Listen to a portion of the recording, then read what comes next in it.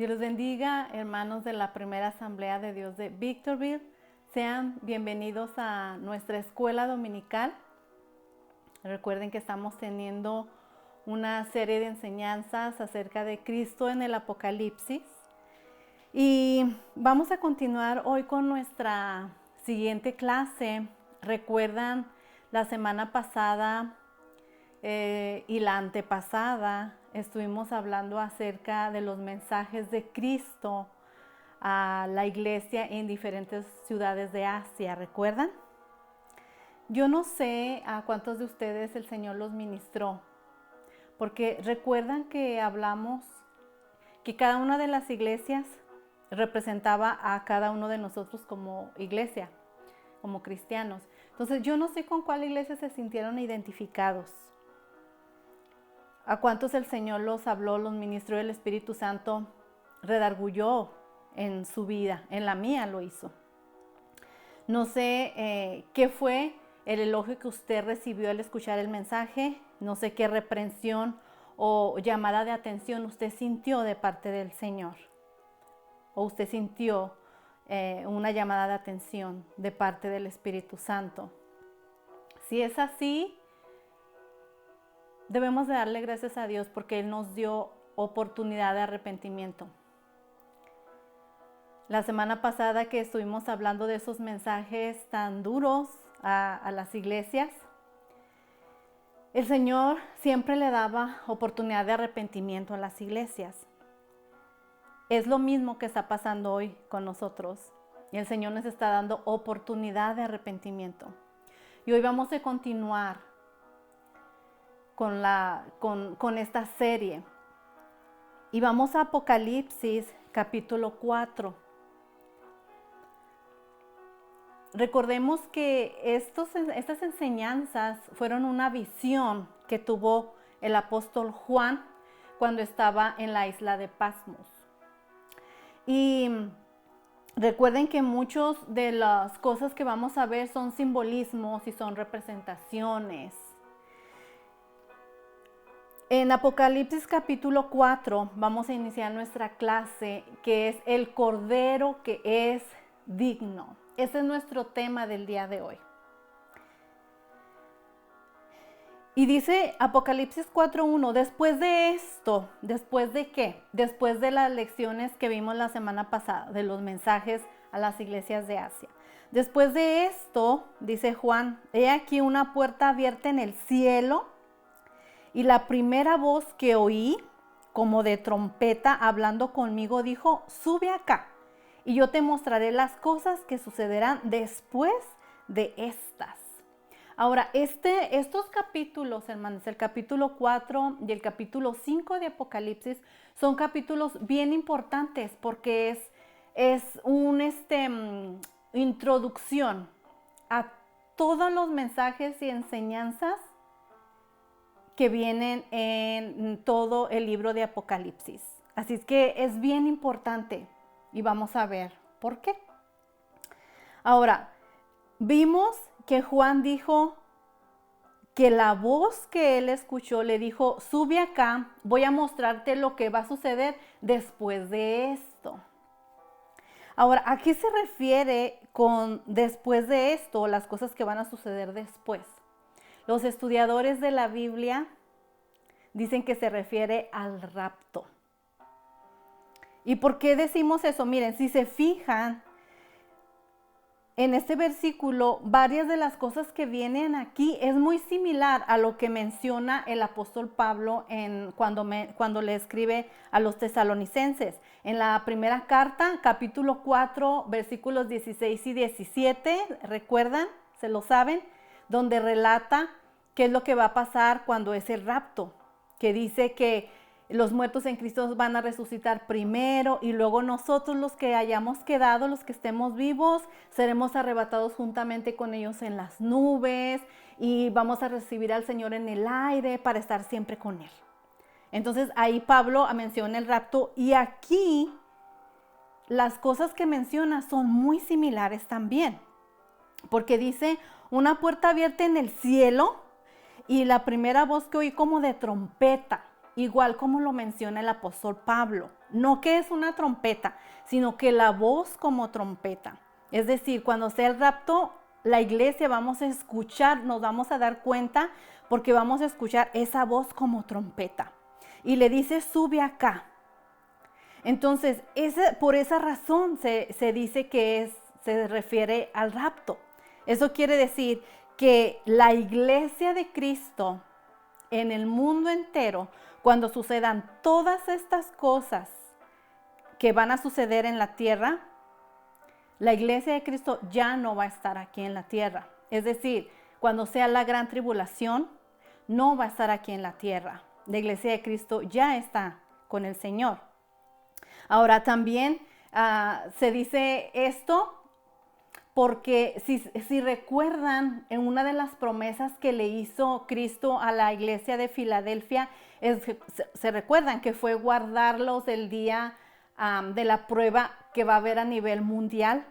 Entonces eso también nos da una luz acerca de que la iglesia de Cristo va a ser guardada también y ya no va a estar en la gran tribulación. Entonces a eso se refiere. Aparte, a partir de este capítulo, lo que es el término iglesia o cuando se refiere a la iglesia de Cristo, ya no habla de eso a partir de este capítulo hasta el final del Apocalipsis. Entonces todo esto, ya todo lo que se refiere o los capítulos de Apocalipsis ya no menciona a la iglesia, porque la iglesia de Cristo ya vamos a estar allá con Él. Por eso es que ya no lo menciona. Recuerden que la manera como cierra los mensajes de Cristo a las iglesias de Asia y que a nosotros también hoy nos habla es: el que tiene oído para oír, oiga lo que el Espíritu dice a las iglesias. Es la manera como cierra, pero ya no vuelve a mencionar nada de la iglesia a partir de esto. Entonces, por eso es bien importante que nosotros sepamos esto. Ahora, no por pensando en quedarse, porque yo conozco mucha gente que aún en este tiempo se está preparando y dice y planea qué hacer en caso que se quede. Hermano, no, usted no planee qué hacer en caso que se quede. Usted planee irse con el Señor. Usted prepárese para irse en el rapto. Ok, entonces continuamos. Capítulo 4, versículo 2. Después de esto, o sea, después del rapto, dice el versículo 2, y al instante yo estaba en el Espíritu. Sabemos que Juan todo lo vio en visión, en el Espíritu. He aquí un trono establecido en el cielo y en el trono uno sentado. Y miren, yo quiero que usted visualice conmigo esto porque es bien importante. Se lo voy a parafrasear para reducirlo. Y porque yo quiero que usted sepa por qué explicamos esto, la importancia que tiene que sepamos esto, usted la va a saber ahorita. El apóstol Juan vio cuando fue al cielo, dice que él vio un trono que estaba grandísimo el trono, vio a uno sentado en el trono. Imagínese y visualícelo conmigo, hermano. Entonces, en el trono le rodeaba un resplandor, un brillo como color verde esmeralda. Alrededor del trono había 24 tronos y en cada trono había un anciano. Y ese anciano tenía corona y estaba vestido de blanco, o sea, representaba autoridad. Y eran 24. Ahora, los estudiadores de la Biblia dicen que ¿por qué 24? Unos dicen que es porque están representando 12 que son las tribus de Israel y 12 que son los apóstoles. Entonces suman 24. Y los apóstoles representan la iglesia de Cristo, porque gracias a los apóstoles el evangelio fue predicado a todo el mundo y hoy nosotros conocemos del Señor. Entonces representan los apóstoles la iglesia de Cristo en todo el mundo. Entonces por eso son los 24. Y luego, imagínense y visualícelo. Luego estaban también 7 lámparas.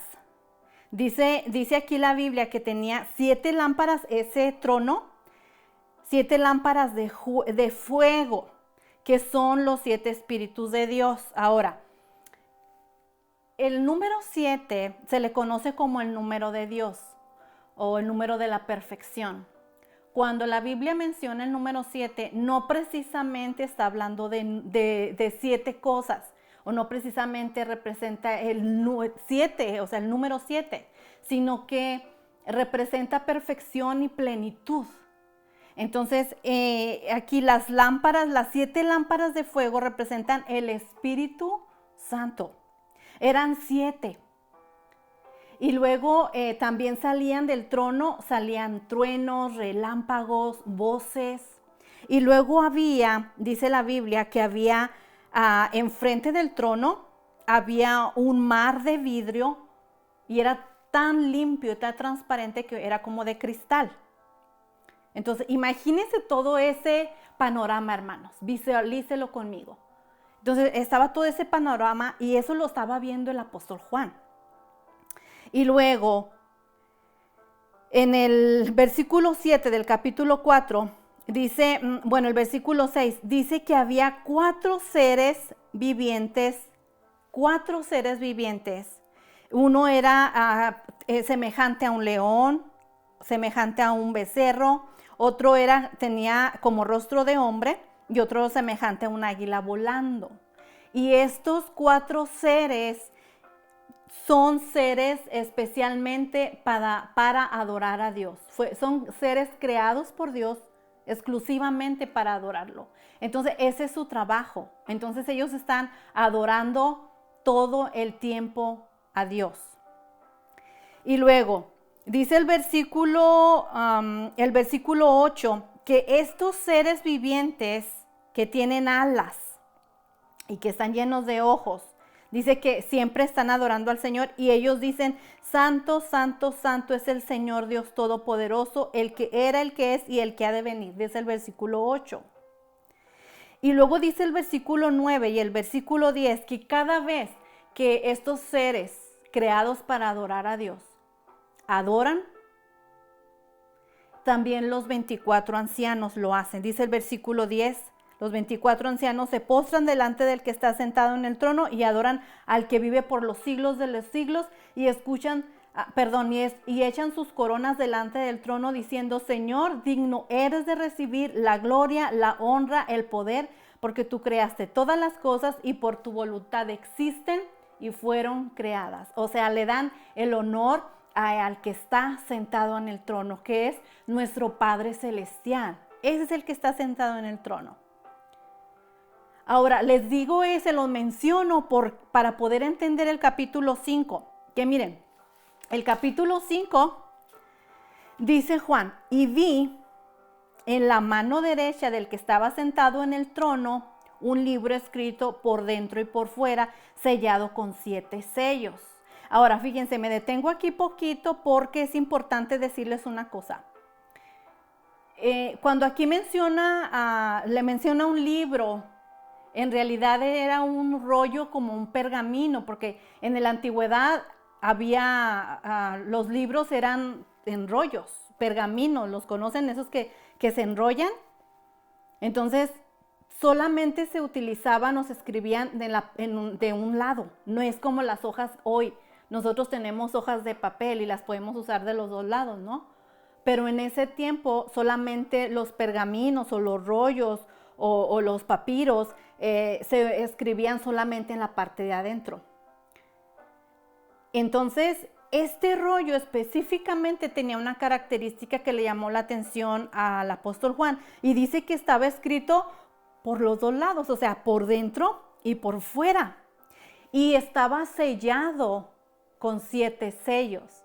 Ahora, es importante mencionarlo esto porque todos los documentos importantes siempre estaban sellados. En la antigüedad siempre estaban sellados y luego las personas que representaban, las personas que estaban presentes, obviamente los oficiales, ellos eran representados con un sello.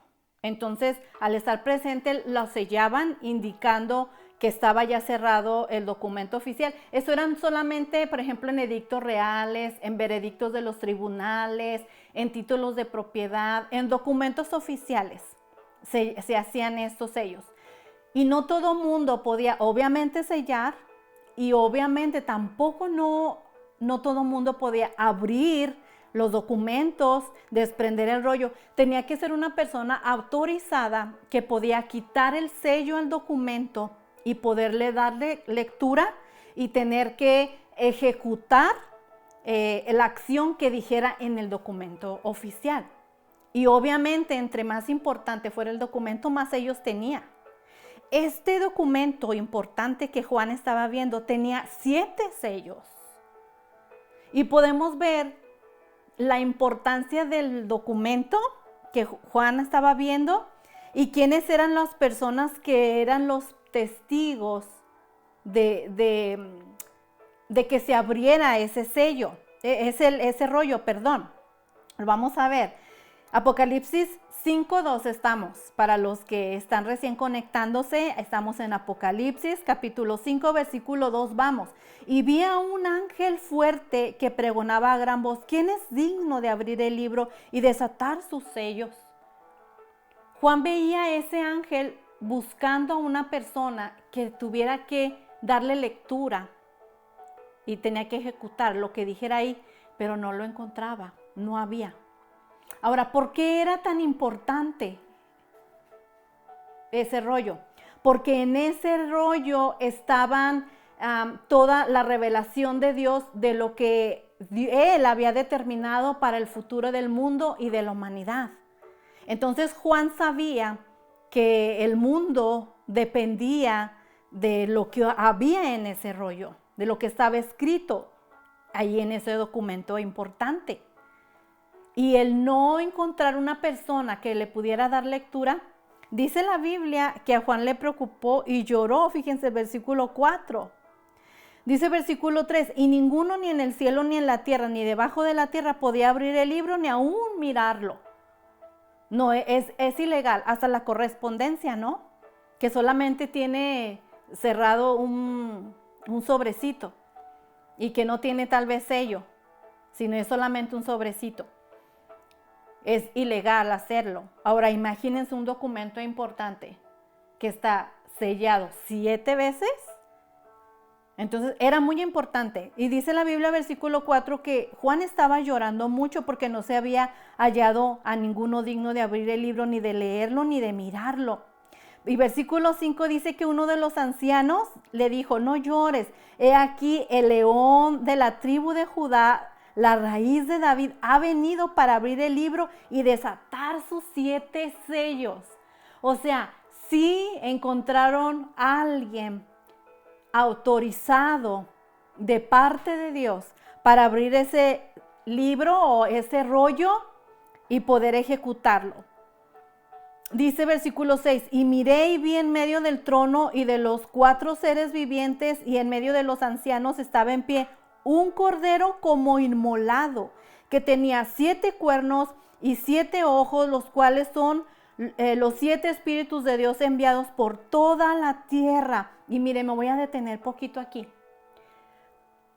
Cuando el ángel le dijo a Juan que habían encontrado, el anciano, habían encontrado a alguien autorizado, era ese cordero que él vio. ¿A quién se refería?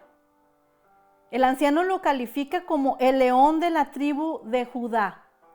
¿A quién menciona la Biblia desde la antigüedad, en el Antiguo Testamento, que era el león de la tribu de Judá? Del linaje de David, de la raíz de David. ¿A quién menciona? El profeta Isaías lo menciona. Se refiere a Jesús, a Jesucristo. Y cuando el apóstol Juan mira este cordero, dice el apóstol Juan que lo ve, que era un cordero como inmolado, o sea, como sacrificado. ¿Por qué? Porque lo estaba viendo que estaba marcado. Traía marcas de heridas, traía marcas de que le había pasado algo. ¿Y cuáles son esas heridas? ¿Cuál es ese sacrificio?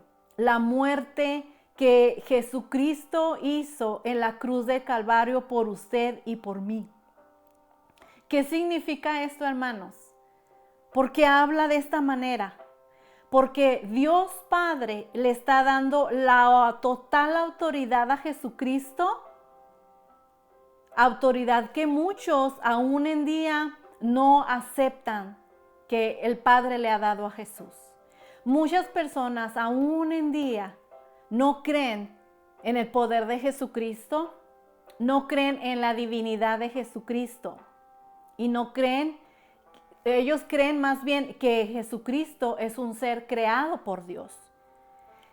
Y aquí estamos viendo que el Padre le está dando toda la autoridad de Él mismo. Dice la Biblia, el versículo 5 del capítulo 5 de Apocalipsis al final, que Él es el único que puede abrir el libro y desatar los sellos. ¿Qué significa esto? Autoridad completa. Fíjense, Él es el único que puede abrir y cerrar. Es el único que puede atar y desatar. Es el único que puede reclamar. Es el único que puede cancelar, que puede poner, que puede decretar. Él es el único, porque es el único que se le ha dado autoridad.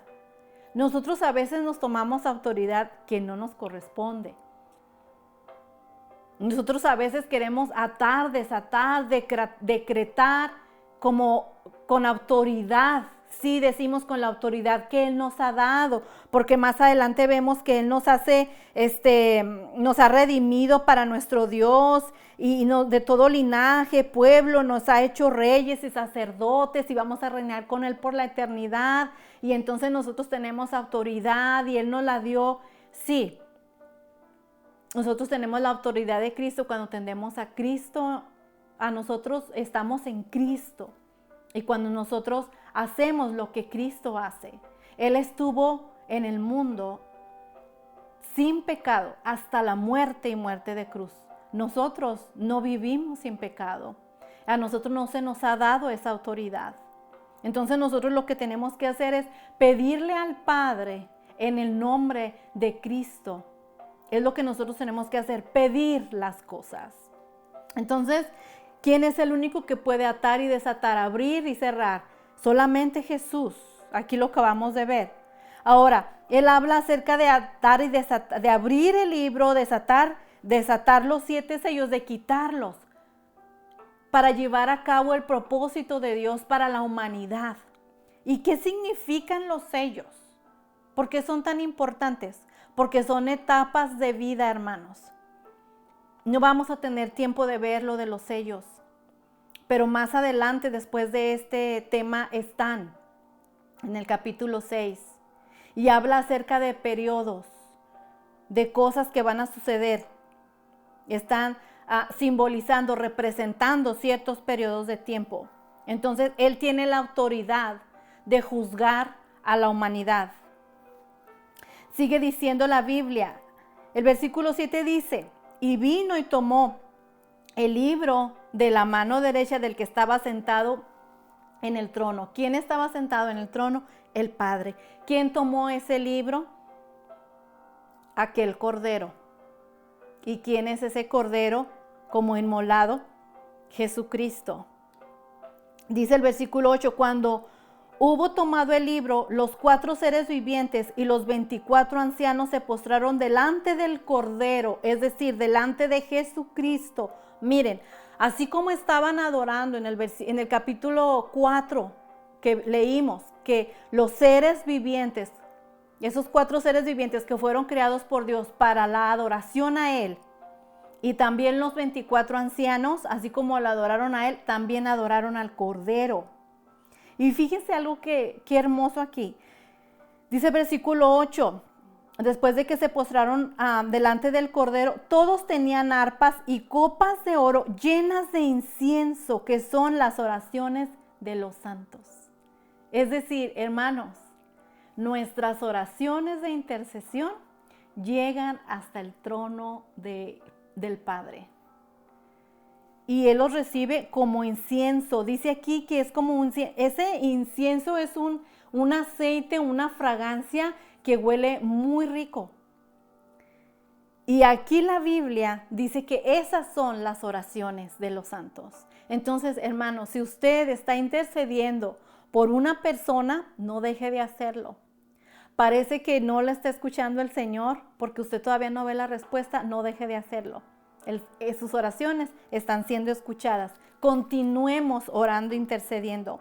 Dice el versículo 9, y cantaban un cántico nuevo diciendo, digno eres de tomar el libro y de abrir sus sellos. Eso le decían al Cordero, porque tú fuiste inmolado, fuiste sacrificado, y con tu sangre nos has redimido para Dios de todo linaje y pueblo, linaje y lengua y pueblo y nación, y nos has hecho para nuestro Dios reyes y sacerdotes, y reinaremos sobre la tierra. Aquí se refiere en el milenio, después. Versículo 11.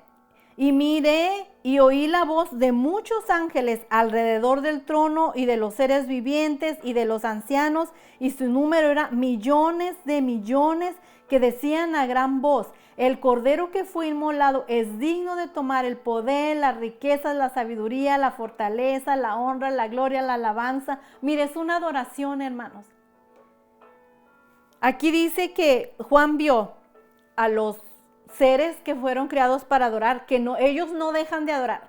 Ese es su propósito de ser creados, estar adorando día y noche, diciendo santo, santo, santo, esos seres.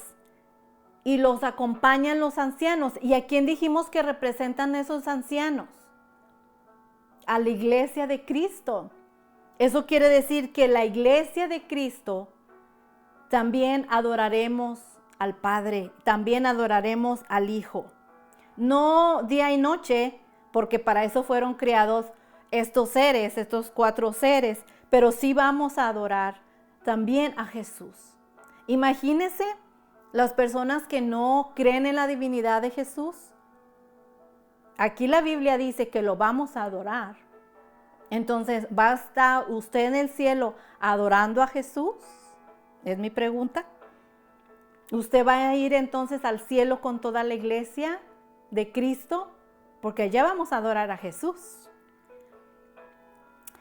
Y dice que él vio y oyó ángeles, y eran millones y millones, y estaban cantando junto con los seres y con los ancianos, cantaban algo nuevo, un canto nuevo. Dice el versículo 12 que decían a gran voz, el Cordero que fue inmolado es digno de tomar el poder, las riquezas, la sabiduría. Versículo 13, y a todo lo creado que está en el cielo y sobre la tierra y debajo de la tierra y en el mar y en todas las cosas que en ellos hay, oí decir, al que está sentado en el trono y al Cordero, sea la alabanza, la honra, la gloria y el poder por los siglos de los siglos. Y los 4 seres vivientes decían, amén. Y los 24 ancianos se postraron sobre sus rostros y adoraron al que vive por los siglos de los siglos. ¿Quién? ¿A quién? ¿A quién se va a adorar en el cielo? Al que está sentado en el trono y al Cordero. ¿Quién es el que está sentado en el trono? Dios Padre. ¿Y quién es el Cordero? Jesús. Entonces vamos a adorar a Dios Padre, Dios Hijo y Dios Espíritu Santo. Estará presente también ahí porque lo menciona. Aquí es mencionado la Trinidad también, el Espíritu Santo. Así que, hermanos, vamos en esta hora a orar, vamos a bendecirlo. Y yo quiero en esta hora motivarlos, hermanos, para que por favor nosotros adoremos a nuestro Creador y adoremos a Jesucristo. Nosotros somos creados con el propósito de adorarlo, no solamente con la boca, sino con nuestra vida. Así que vamos a bendecir. Cada vez que usted tenga la oportunidad, bendiga el nombre del Señor. Muchas gracias por conectarse en esta hora en nuestra clase. Gracias por estar aquí. Vamos a orar. Padre, en el nombre de Jesús, estamos delante de tu presencia, dándote la gloria y la honra porque tú te la mereces. Dándote la gloria y la honra porque tú eres digno de toda alabanza, de toda adoración, Padre. Gracias, Señor, por tu palabra, porque podemos visualizar estas cosas que están por suceder y podemos imaginarnos que algún día nosotros vamos a estar presentes en esta adoración que acabamos de leer. Quizá muchos no puedan creer, pero un día nosotros vamos a estar adorándote. Vamos a estar presentes en el cielo, frente al trono, cara a cara. Señor, digno eres de recibir la gloria, la honra y el poder, porque tú creaste todas las cosas y por tu voluntad existen y fueron creadas. Por eso te bendecimos y te agradecemos todo, Señor. Gracias te damos porque nos permites una vez más, un año más, bendecirte y adorarte y bendecir tu santo nombre, porque en esta semana mundialmente se celebra el nacimiento de tu Hijo Jesucristo. Gracias por habernos mandado. Sabemos que no nació el 25 de diciembre, el 24 de diciembre tampoco. En diciembre no nació. Pero lo importante es que nació y queremos unirnos al mundo para agradecer el nacimiento de tu Hijo Jesús. Gracias. Gracias por haberte hecho humano. Gracias, Padre Dios. Te bendecimos, te damos toda la gloria, toda la honra y la alabanza. En el nombre de Jesús, amén.